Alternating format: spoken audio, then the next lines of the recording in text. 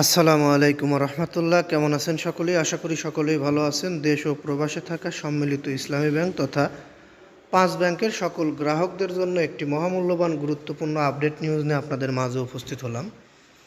এখনকার নিউজটি 5 ব্যাংকের সকল গ্রাহকদের জন্যই একটু মূল্যবান মনে করছি আমি, কারণ আপনারা হয়তো জেনে থাকবেন 12 মার্চ পর্যন্ত আলটিমেটাম দেওয়া হয়েছিল একটি আন্দোলন।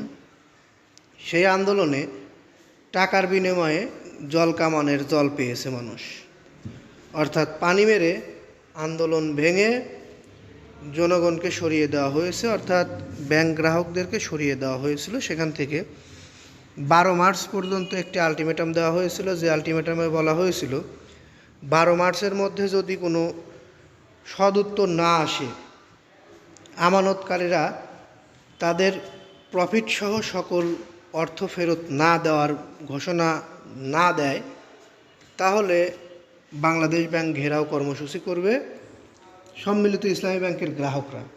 এখন বিষয়টি হচ্ছে, আজকে 11 তারিখ, আগামীকালকে 12 তারিখ, এখনও পর্যন্ত আমরা কোনো সদুত্তর বা এরকম ধরনের কোনো নিউজ পাইনি।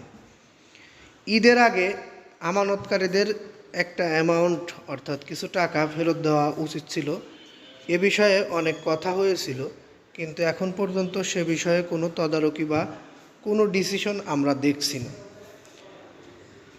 মূলত যারা ব্যাংকে যাচ্ছেন, এই 5 ব্যাংকের আমানতকারীরা তথা সম্মিলিত ব্যাংকের আমানতকারীরা ব্যাংক থেকে কি পরিমাণ টাকা তুলতে পারছেন বা টাকা পাচ্ছেন কি না একটু কমেন্টে জানিয়ে যাবেন, তাহলে আমাদের আসলে জানতে সুবিধা হবে আসলে টাকাটা কিভাবে দিচ্ছে। আমরা যদিও পাচ্ছি না, আপনারা কেউ পেয়ে থাকলেও একটু কমেন্টে জানিয়ে যাবেন।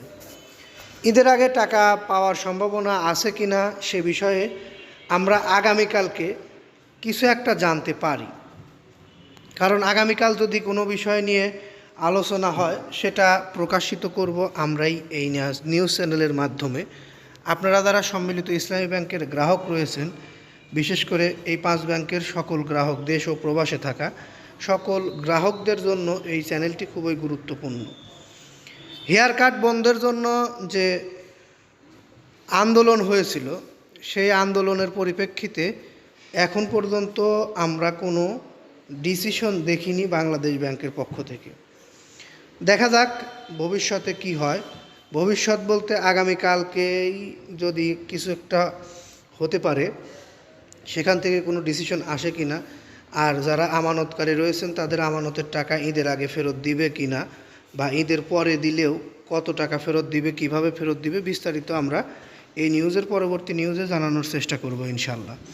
এদিকে এই সম্মিলিত ইসলামী ব্যাংকের এমডি নিয়োগ দেওয়ার বিজ্ঞপ্তি প্রকাশ করেছে আবারও, কারণ এই সম্মিলিত ইসলামী ব্যাংকের যে এমডি নিয়োগের কথা হয়েছিল, যাকে এমডি বানানো হয়েছিল, সেই নাবিল মুস্তাফিজুর রহমান ব্যবস্থাপনা পরিচালক এমডি হিসেবে দায়িত্ব নেয়নি। এ কারণে আবার এমডি নিয়োগের নতুন বিজ্ঞপ্তি প্রকাশ করেছে এই ব্যাংকটি, অর্থাৎ সম্মিলিত ইসলামী ব্যাংক। দেখা যাক কে এমডি হয়।